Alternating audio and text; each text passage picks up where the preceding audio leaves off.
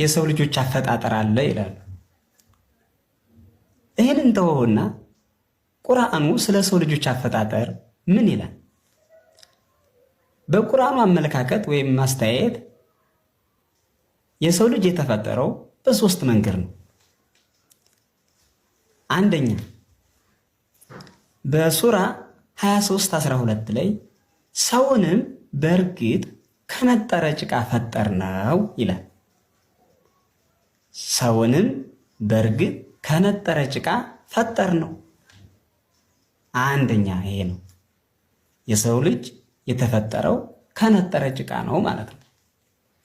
ሁለተኛ በሱራ 15:26 ላይ ደግሞ ሰውን ከሚቅጨለጨል ሸክላ ከሚገማ ጥቁር ጭቃ ፈጠርነው ይላል። ሁለተኛ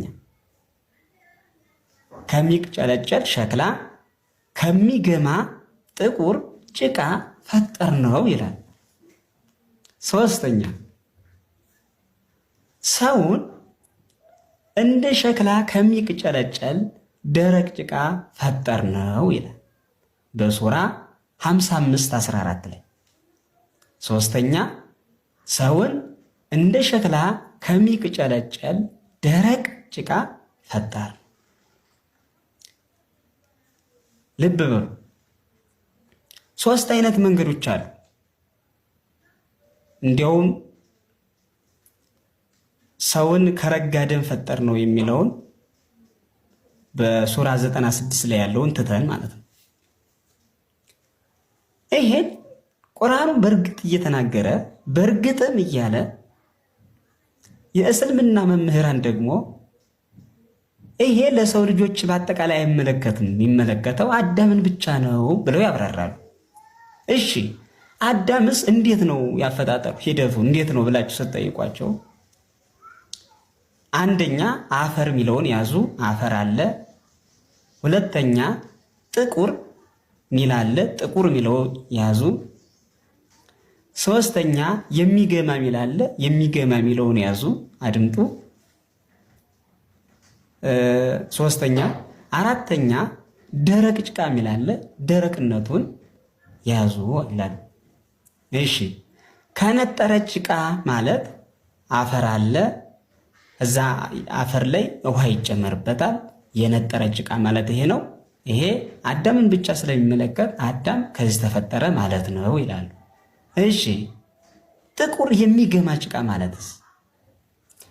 ለዚህ ማብራሪያ ሲሰጡ ደግሞ አሁንም አፈር አለ፣ ከአፈሩ ላይ ውሃ ትጨምራለህ፣ ከዛ እስኪቦካ ድረስ ትጠብቀዋለህ። ሊቦካ ሲጀምር ውስጡ ይጠቁራል። ጥቁር ያለው ያን ነው። ከጠቆረ በኋላ ደግሞ ፈጽሞ ውስጡ ይሸታል ወይም ይገማል። የገማ ጭቃ ያለው ይሄን ነው። እሺ ደረቅ ያለውስ? አሁንም አፈር አለ፣ ውሃ ትጨምራለህ፣ እስኪቦካ ተጠብቀዋለህ፣ ይጠቁራል። ከጠቆረ በኋላ ደግሞ ይገማል ወይም ይሸታል። ሽታው ካለቀ ወይም ካለፈ በኋላ ደግሞ ይደርቃል። የሚቅጨለጨል ማለት ያንን የደረቀውን ከድንጋይ ወይም ከሆነ ነገር ስታጋጨው ድምፅ ይሰጣል ማለት ነው። ከዚህ ነው የተፈጠረው ይላል። ይህን ማብራሪያ እንዲታዩታላችሁ። ይህንም ራሱ ቁርአኑ የሚገርማችሁ ነገር ያግዛቸዋል። ማለት ይህ አይነት ሂደት እንዳለው ሲናገር በሱራ 90:4 ላይ በእርግጥም ወይም ሰውን ሁሉ በእርግጥም ይላል በልፋት ሆኖ ፈጠር ነው። በልፋት አላህ ሰውን የፈጠረው በብዙ ድካም በብዙ ልፋት ነው ማለት ነው። በልፋት ሆኖ ፈጠር ነው ይላል። እውነትም ነው። አፈር አመጣ፣ ውሃ ጨመረ፣ እስኪቦካ ድረስ አጠበቀው፣ እስኪሸት ድረስ ጠበቀ፣ እስኪደርቅ ጠበቀ። ይህን አድርጎ ነው ሰውን የፈጠረው አላህ። ይሄ የእስላሞቹ አመለካከት ነው። ይህን እንዴት ነው ሊረዱትና እንዴት ነው ሊቀበሉት የቻሉት እናንተ? ሌላው ቁርአኑ አንድና ብዙን አይጠነቅቅም። ለዚህም ነው ብዙ እስላሞች አንብበው በቀላሉ መረዳት የማይችሉት። አላህ ፈጠር ነው። እንዲያውም በሱራ 55 14 ላይ ያለው ሰውን እንደሚጨለጭ ሸክላ ከደረቅ ጭቃ ፈጠረው ይላል እንጂ ፈጠር ነው አይልም። ሌላ ቦታ ላይ 1 እና 2 የጠቀስኳቸው ፈጠር ነው የሚል እንጂ ፈጠረው አይልም። ስለዚህ አንዱ ያላህ ሁለቱ ያላህ አንዱ ደግሞ የመሐመድ ሐሳብ ሊሆን ይችላል።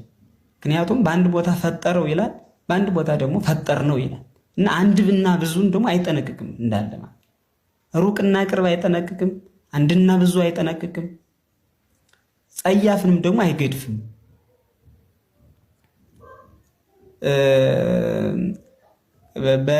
በሌላ እንትን ነግራችኋለሁ። ከረጋደም የሚለውንም ደግሞ እንዴት አድርጎ እንደሚያብራሩት ወይም ደግሞ የሰው ልጆች በአራት መንገድ ተፈጥረዋል። አሁን የነገርኳችሁ እስካሁን ያልኳችሁ ሲጀመር ለአዳም ቁርአን በሶስት መንገድ ያልኳችሁ ለአዳም ብቻ ነው እንጂ እኛን አይመለከተው ነው የሚሉት። እኛም የሚመለከት አይደለም። ይሄም ደግሞ የሚገርመው ይሄም ከማን ጋር ነው የሚያገናኙት? አዳም እንደዚህ ሆኖም ተፈጥሮ የክርስቶስ ቢጤ ነው ወይም የኢሳ ቢጤ ነው ይላሉ።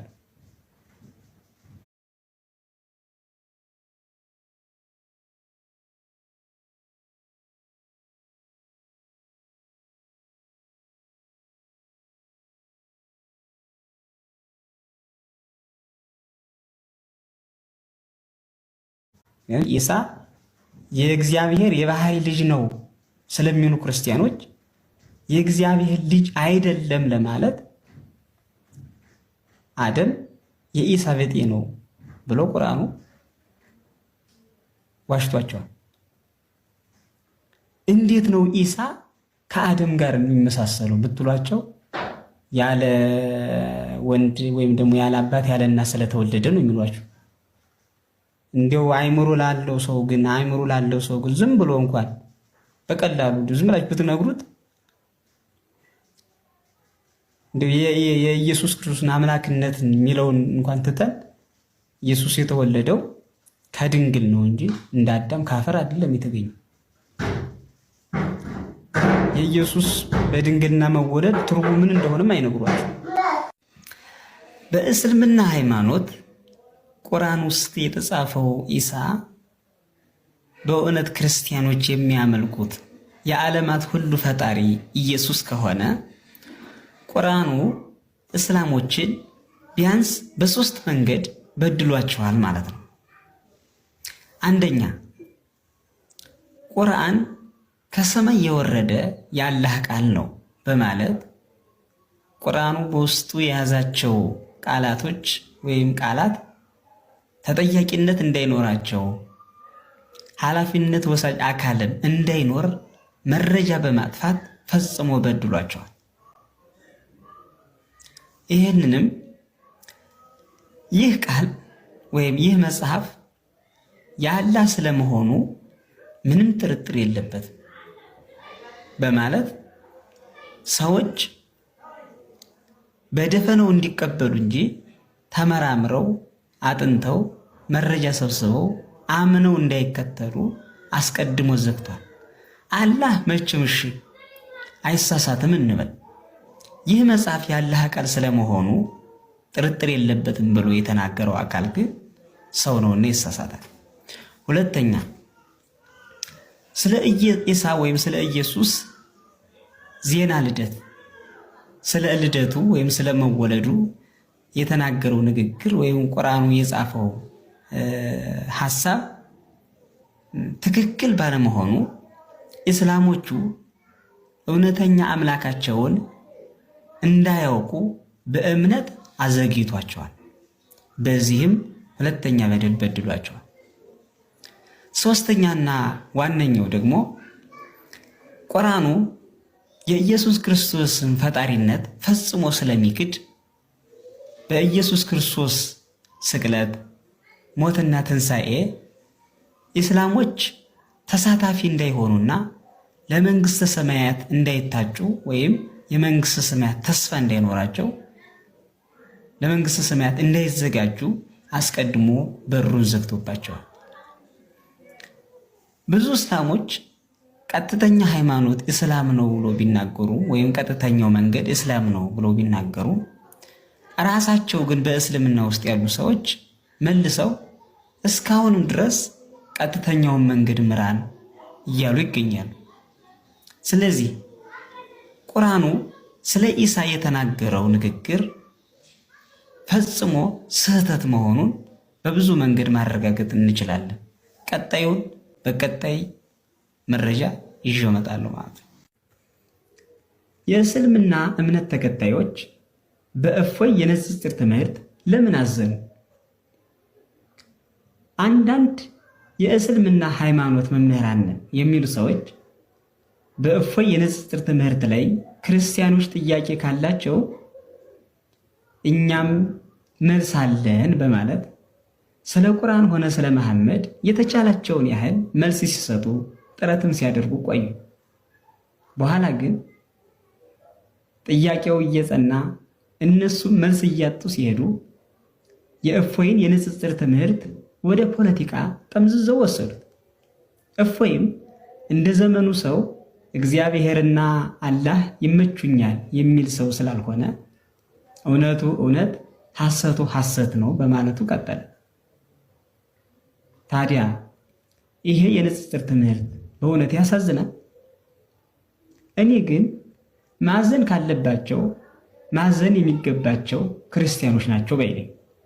ምክንያቱም መሐመድ በእምነት በአማኞች ዘንድ ወይም በእስላሞች ዘንድ ምንም እንኳን ነቢይ የተወደደም ተብሎ ቢታመንም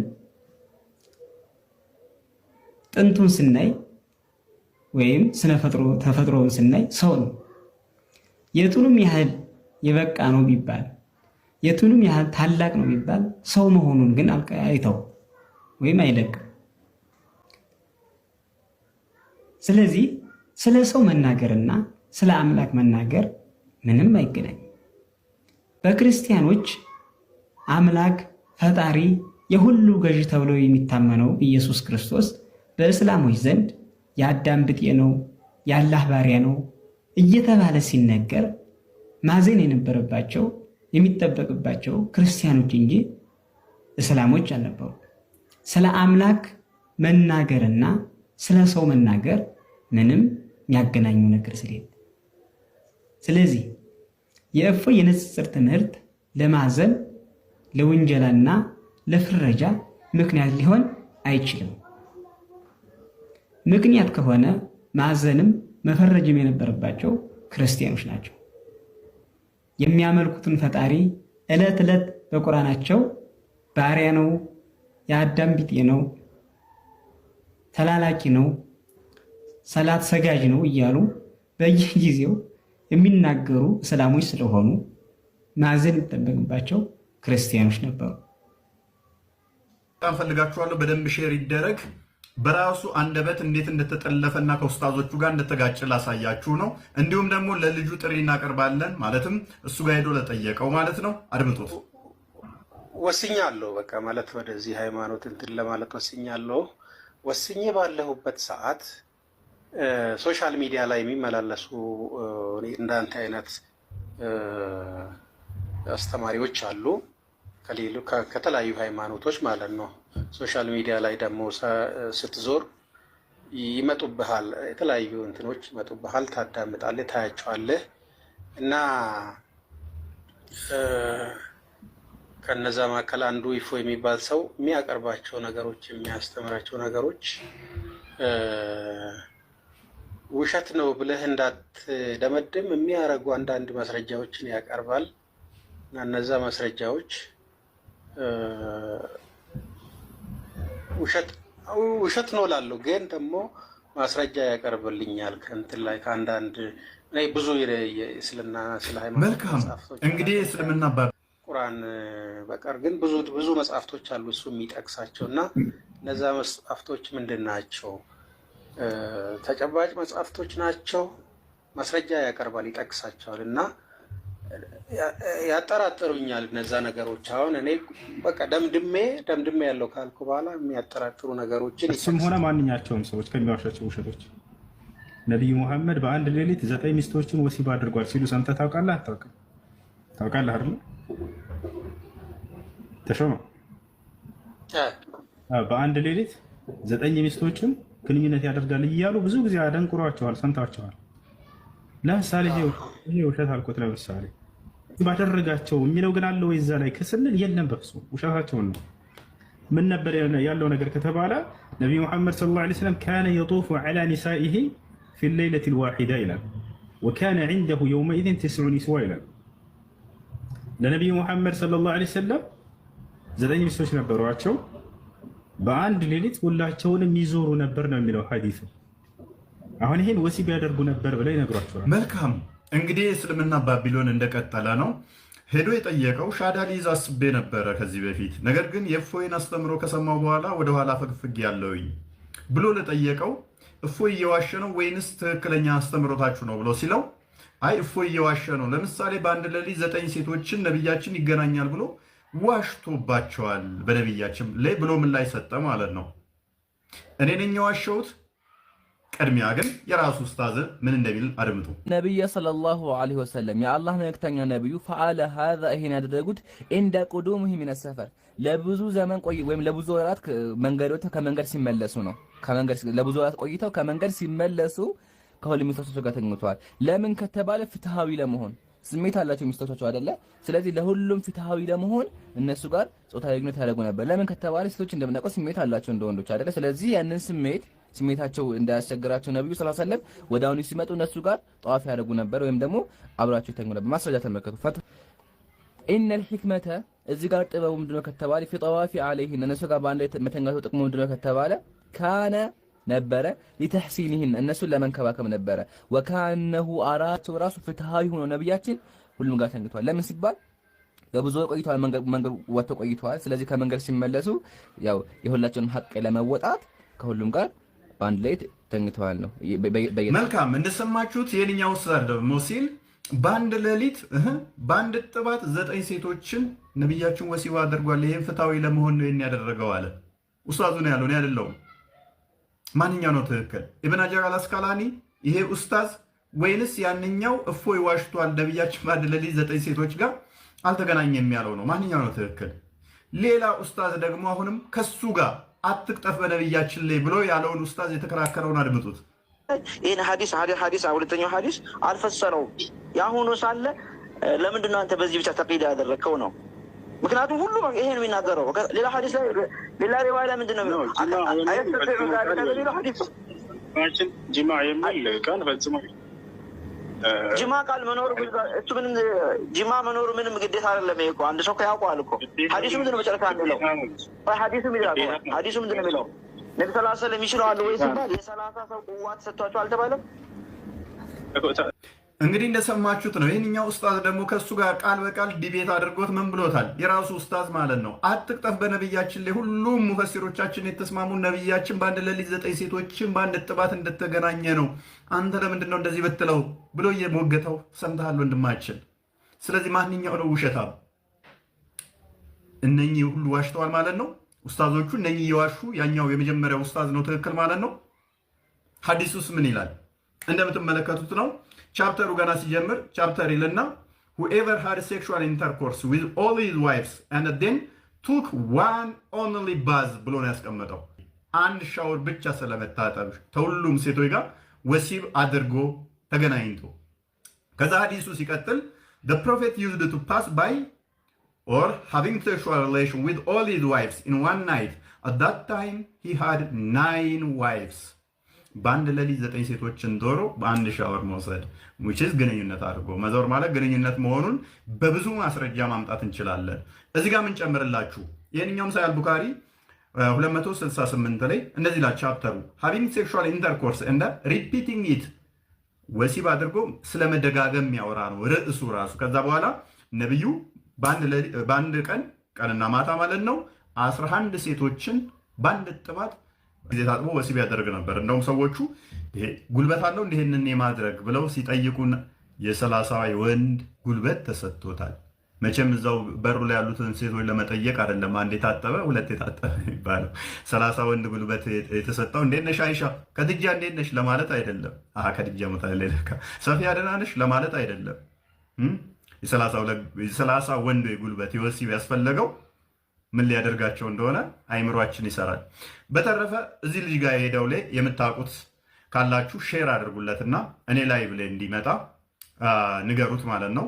ኡስታዙ ምን ያህል ሐሰተኛ እንደሆነ የራሱ ኡስታዞችም አጋልጠውታል። እስልምና ያለ ሐሰት አይቆምም ብለን ጀምረናል። ባቢሎን ክፍል 3 ላይ ነን፣ እንቀጥላለን። ይሄ ኡስታዝ ከሁሉ ጋርም እንደሚጋጭና ሁሌ የሚያወራው ድራማ ይሰራል። አዲስ አካውንት ያስከፍትና ሙስሊሞችን ሻዳ ያስይዛል። በውስጥ ራሱ እየጻፈ ራሱ ላይ ሻዳ ያዙ ይላል። ከዛ ደግሞ እንደዚህ አይነት ቅጥፈት ይቀጥፋል። እናጋልጣለን። እስልምና ያለ ሐሰት አይቆምም ስንል በማስረጃ መሆኑን በደንብ እናሳያለን። እሺ ሰላም፣ እንዴት ነህ? እንኳን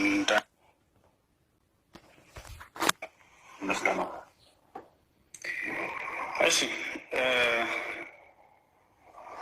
መጀመር ትችላለህ ወይስ እኔ ልጨምር? እሺ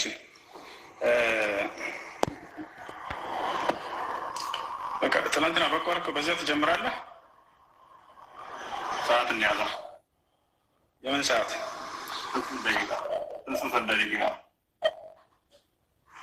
ኦኬ፣ ደስ ያለን ሰዓት መጠቀም ትችላለህ። በዚያው ሀሳብ ላይ ቀጥል። በዛው ብሎ ሳይሆን 15 ደቂቃ የራሳችንን እንትን እንሰጣለን በዚህ ጉዳይ ላይ። እኔ 15 ደቂቃ አልፈልግም። ችግር እኔ 1 ደቂቃ ብቻ ነው የምፈልገው።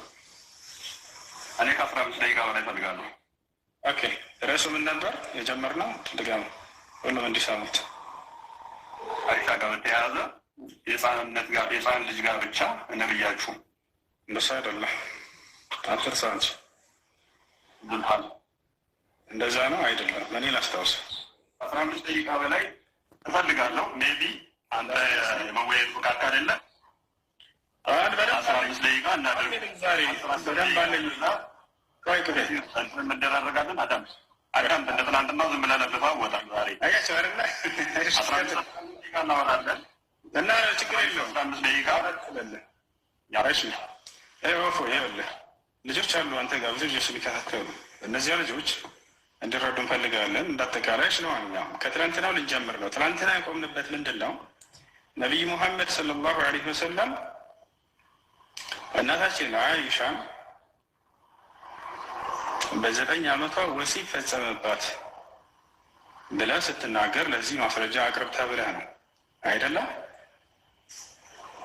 አቀርብልሃለሁ። ሲጀመር ጥያቄውን አንተ ለመጥ የጠየቀኝ ርዕሱን መጠን አልነበረም። ባይዞ የትናንትና ውይይት ከመሰላችሁ እንደመጣ ገና አይሻን በ9 አሁን ሰዋተዋቸውና እንደዚህ ለእኔ እናንተ እየቀጠልን ነው። እኔ እናንተ እየቀጠልን ነው። ሳንመጠር ይቀጥል ማስረጃ ነው ትን አሳየዋል። በደቂቃ እናውራ ስለው እሱ ያልናወራ ነው። በቃ ቀጥል። አሁን ያላ በማስረጃ ያላ ቀጥል። በደቂቃ እናወራለን። ደቂቃ ያዛል። ለዚህ ማስረጃ ነው የተጠየቀው። ደስ ያለ 1 ደቂቃ ተጠቅመህ አንተ ማስረጃውን አስብ። ያላ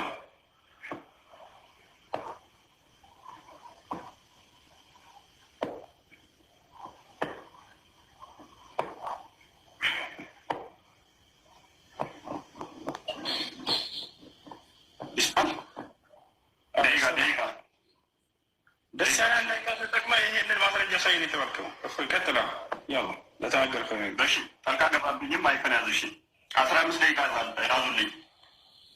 ከ13 ነው 15 ደቂቃ ፈልጋለሁ። ኦኬ ይኸውልህ ስርዓት ይዘህ ታወራለህ። አንተ ተጠይቀህ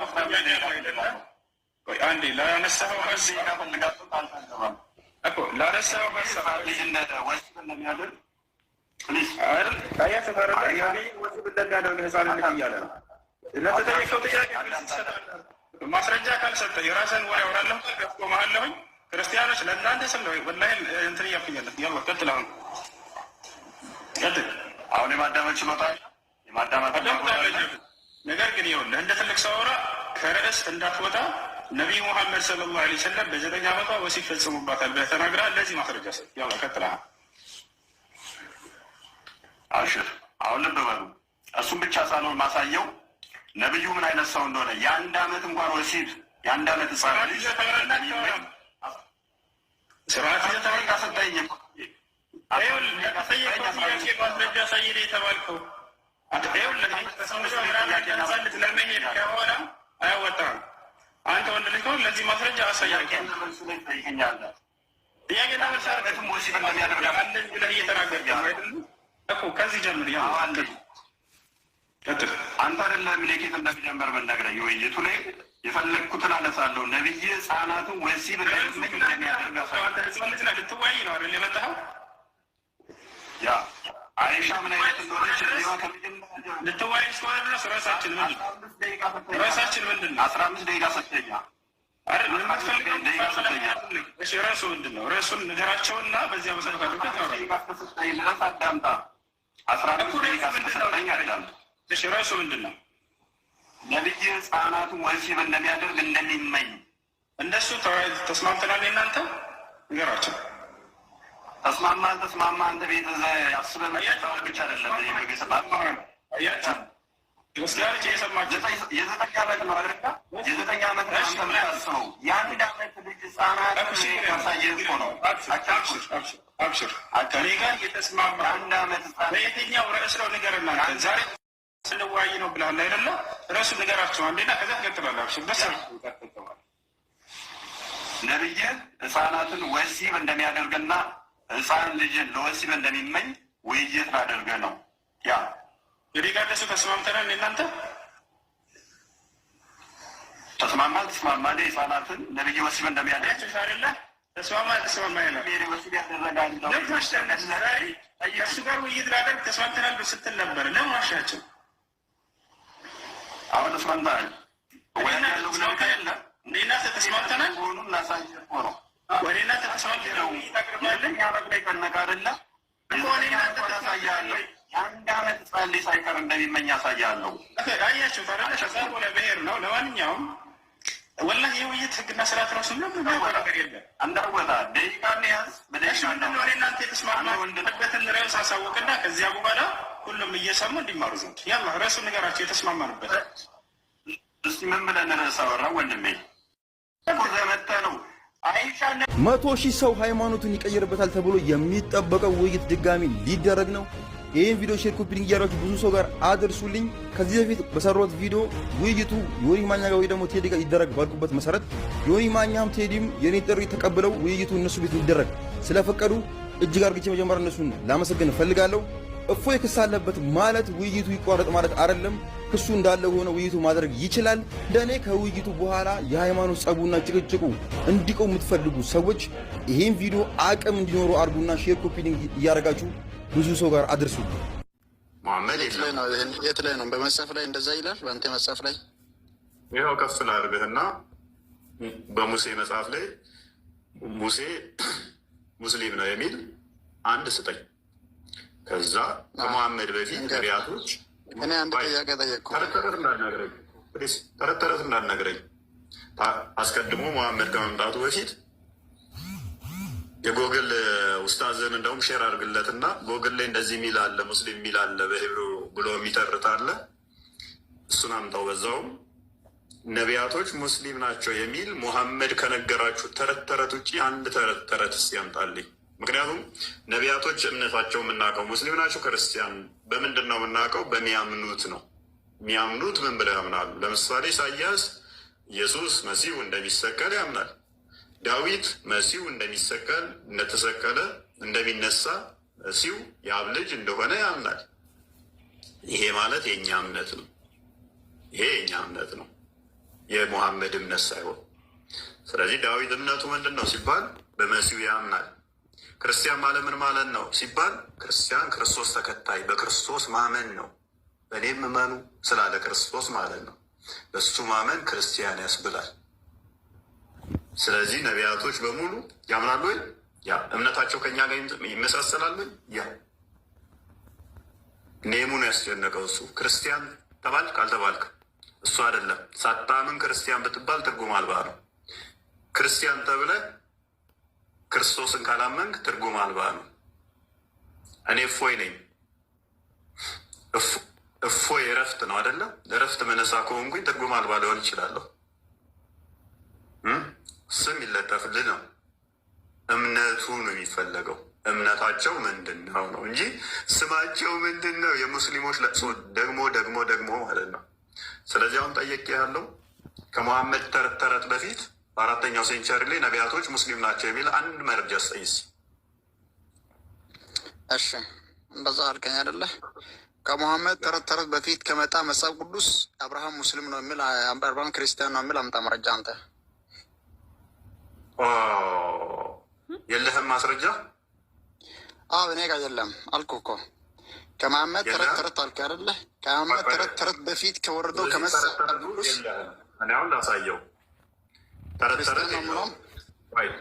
ቆይ አሁን ካሊድ ነቢያቶች ሁሉ እስልምናን እንደሚከተሉ አላህ የሚባልን አካል 2 ቀኝ እጅ ያለው ባቱን የሚገልጥ ሚስት ሳይኖረው ልጅ የሌለውን አካል እንደሚያምኑ ማስረጃ ስጠይቀው የለውም።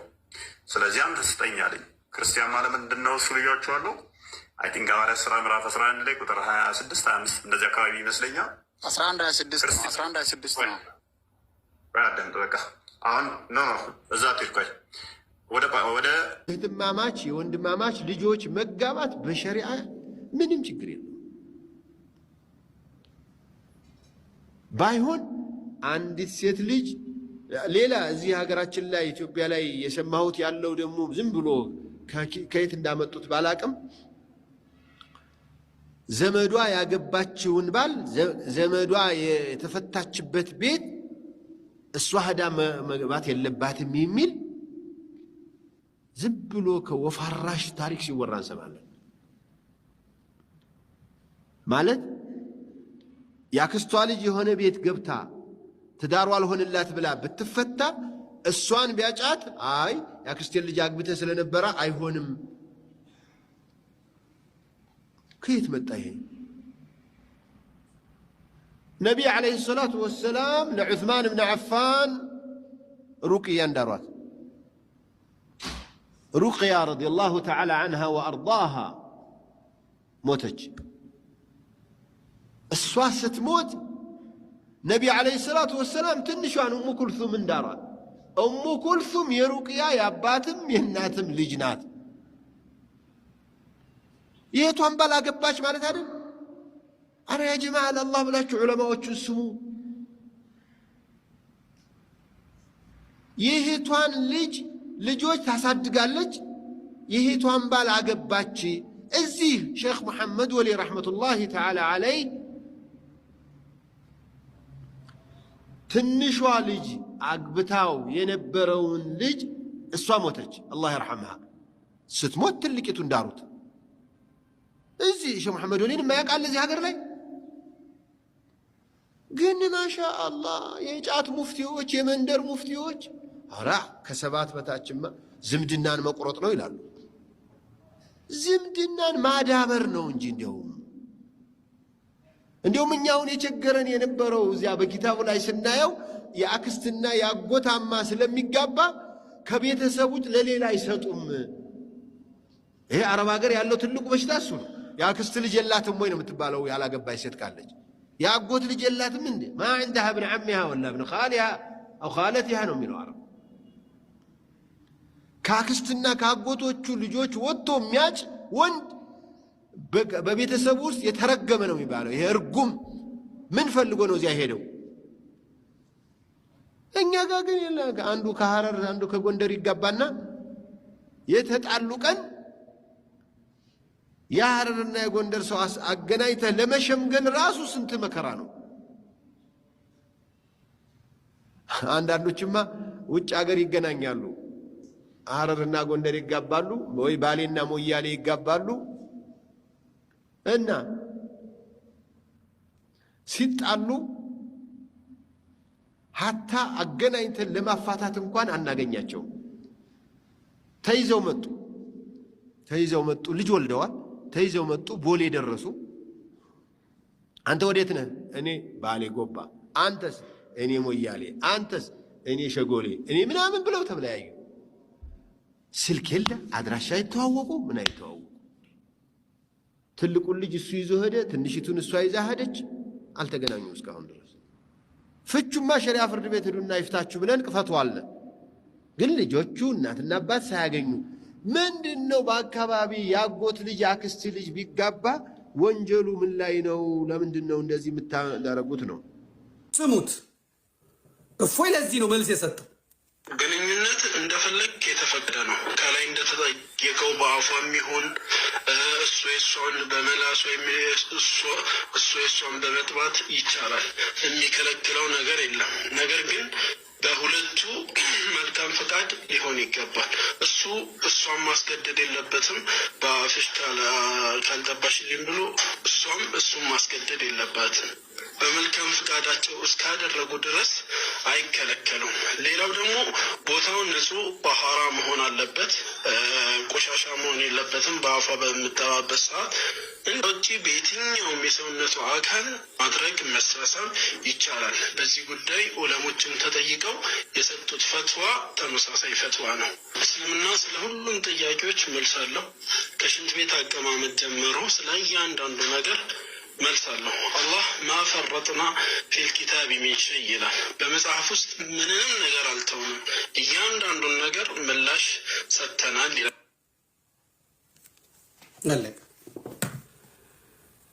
እንግዲህ እሱ ሲናገር ያልተጸየፈውን እሱ ሲናገር እንትን ያላለውን እንትና ተናገረው ብሎ አቧራ ማስነሳት ምን ማለት ነው? እኔ አልደግመውም። እሱ የሚለውን ምላሱንም እያለ የሚናገረው የነሱ ኡስታዝ የሚናገረውን አንደግመውም።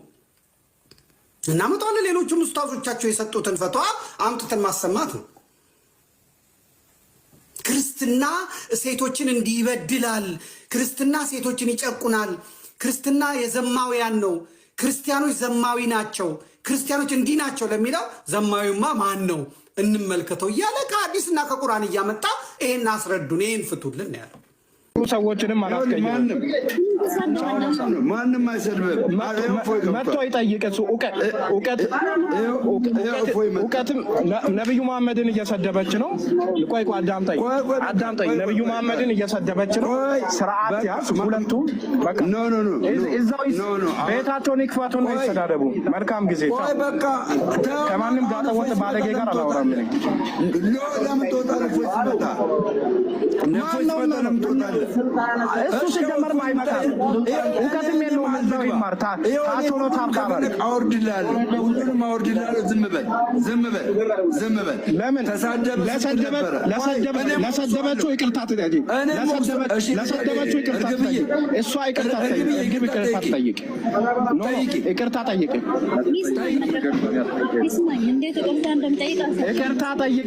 ነብዩ መሐመድን የሰደበችበትን ይቅርታ ጠይቅ። ነብዩ መሐመድን የሰደብሽበትን ይቅርታ ጠይቅ።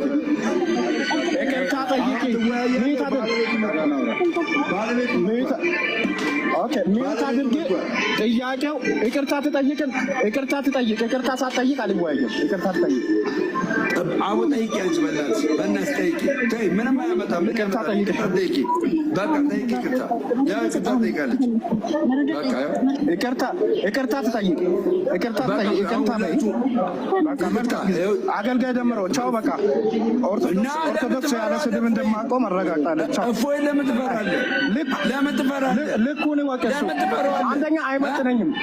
የእውቀት ጋር ባለብን መሀልና የእውቀት ጋር ባለብን ልኩን ወቅና ይምጣ።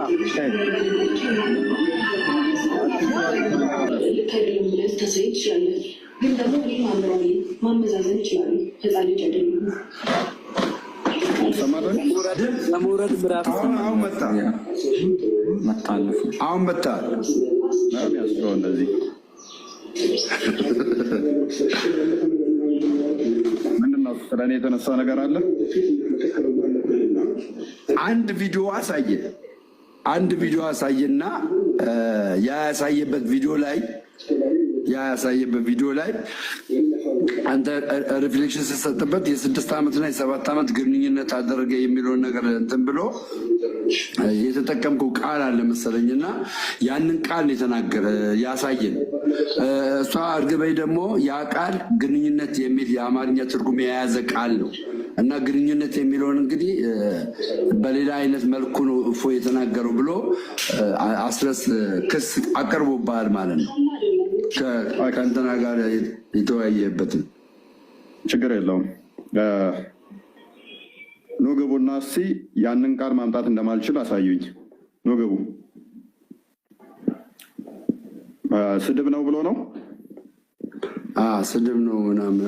አስረስ እንግዲህ ቪዲዮን ለእኔ ቢልክልኝ እኔ አሰማ ነበረ። ችግር የለውም አሰማ ነበር። ችግር የለውም ስለማውቀው። ኦኬ ታውቀዋለህ።